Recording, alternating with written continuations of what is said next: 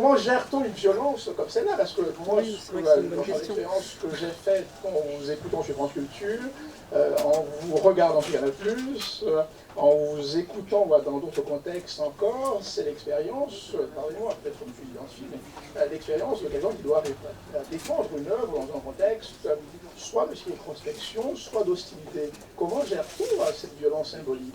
Alors, dans un premier temps, je C'est une dirais... question psychologiste plutôt que littéraire, j'en conviens. Alors, je dirais quand même, dans un premier temps, bon, fou là là, il y aurait énormément de choses à dire, parce que c'est vrai que c'est pas anodin, de toute façon. Donc, il y aurait différentes choses à dire, il faudrait parler de différents moments, le jour où ça commence, le jour où ça se retourne, parce que bon, la violence n'est pas une chose qui ne bouge pas, c'est une chose qui évolue, c'est comme une vague, il y a des instants différents. C'est pas du tout, c'est un truc très vivant, ça stagne pas, c'est pas un état comme ça ponctuel. Donc, bon, déjà, comment je peux le gérer, c'est-à-dire quand même ne pas oublier, parce que je pense que ça serait leur faire injure, ne pas oublier les lecteurs qui comprennent ce que je fais. Il y en a quand même. Il ne faut pas non plus que je les oublie. Et c'est vrai que dans des moments où la violence et la vulgarité surtout, parce que dans mon cas, j'ai l'impression que c'est un peu associé. Quand ça vient me percuter comme ça, ou percuter mes livres, on ne sait plus trop, de toute façon c'est un peu la même chose pour eux, on dirait.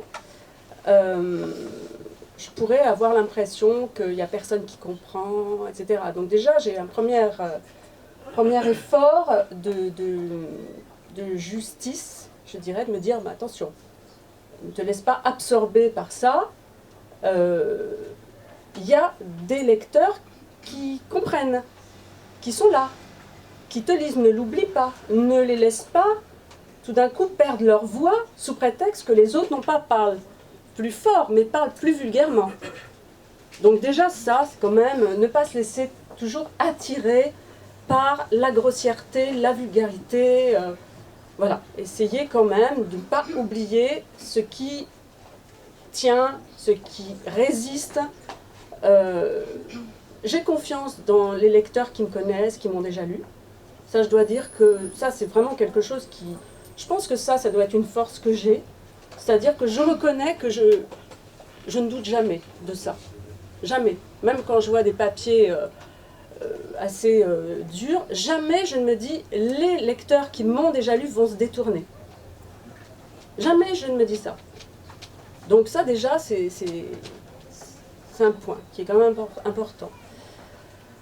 Bon, alors ça c'est l'aspect positif. Après, il y a quand même quelque chose de moins facile, c'est une espèce de dégoût quand même, une espèce de sensation assez...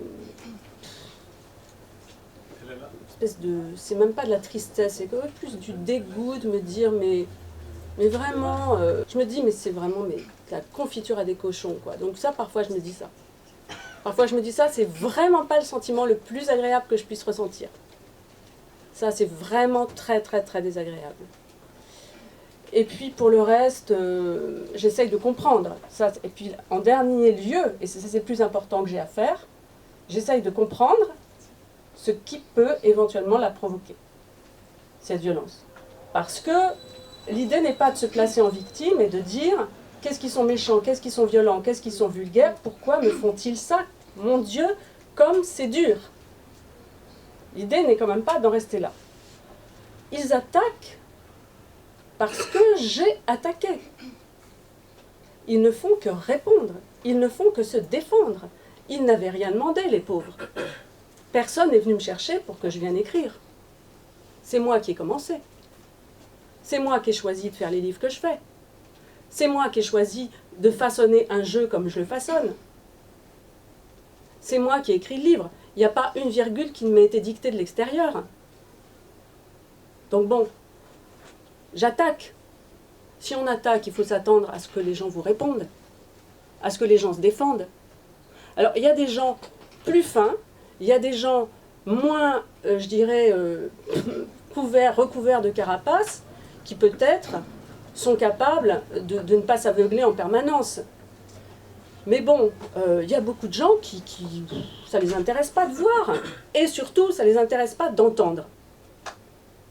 Bon, or la littérature, c'est avant tout entendre et faire entendre. Il y a des tas de gens qui ne veulent rien entendre. Rien. Et surtout pas... Alors, je n'irai pas ne rien voir, mais ils veulent voir par leurs yeux. Mais voir par leurs oreilles, c'est-à-dire voir vraiment, ça alors là, c'est beaucoup trop fort. Beaucoup trop. Et surtout, ce que vous voyez avec vos oreilles, c'est, comment dire, c'est une vision de toujours. C'est-à-dire, c'est la vision de maintenant, de votre âge, mais c'est aussi, vous êtes obligé, si vous voyez par vos oreilles, de voir aussi ce que vous voyez quand vous aviez 5 ans et que vous avez entendu les mots qui sont écrits. Donc vous voyez d'une manière très complète. Et ça, bon voilà, donc ça déjà, prendre bien conscience que de toute façon, j'ai attaqué la première. Ça, faut pas que je l'oublie.